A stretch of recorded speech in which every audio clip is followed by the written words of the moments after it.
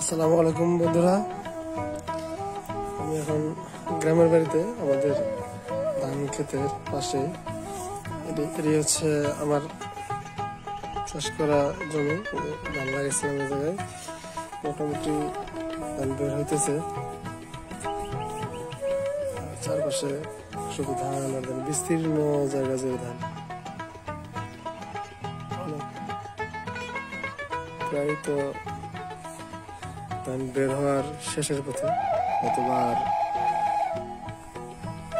25 দিন বা 1 মাস, সর্বোচ্চ 1 মাস লাগতে পারে কাটতে।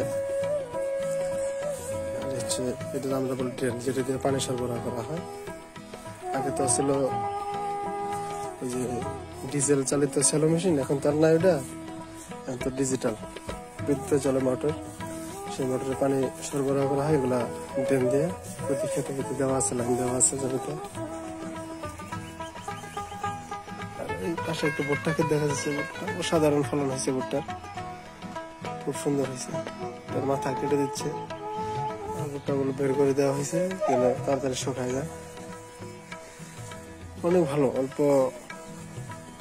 খরচে ভালো ফসল, অনেক লাভবান হওয়া যায় ভুট্টা ফসল করলে। এই হচ্ছে ক্ষেতের অবস্থা। মোটামুটি ধানের এগুলো অনেক বড়, মানে সেগুলো মোটামুটি ভালো বড়ই হয়েছে।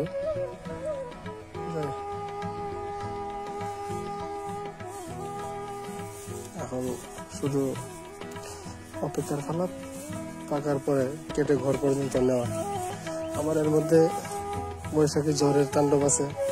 আল্লাহ যেন এইসব বালা মুসিবত থেকে হেফাজত করে সবাইকে।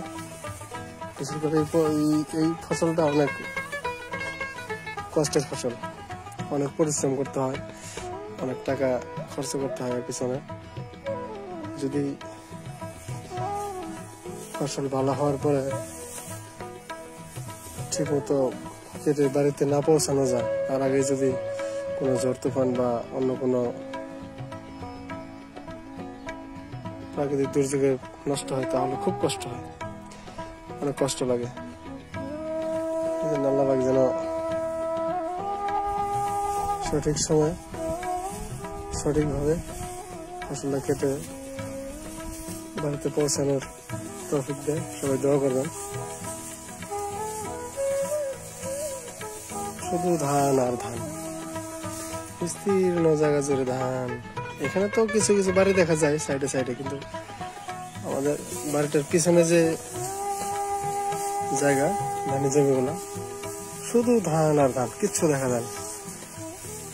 অনেক বেশি করে এখন সবই তো সবুজ, আর যখন পাকবে তখন থাকবে সোনালি কালার। ওহ, সেই সুন্দর দেখাবে তখন। মানে কৃষকের যে একটা চাওয়া, যখন ওই সময়টা আসে তখন এমনিতেই মনটা নেচে ওঠে এটা দেখলে। তো সবাই দোয়া করুন বন্ধুরা, যাতে ফসলটা সময় মতো কেটে বাড়ি নিতে পারি। আসসালামু আলাইকুম।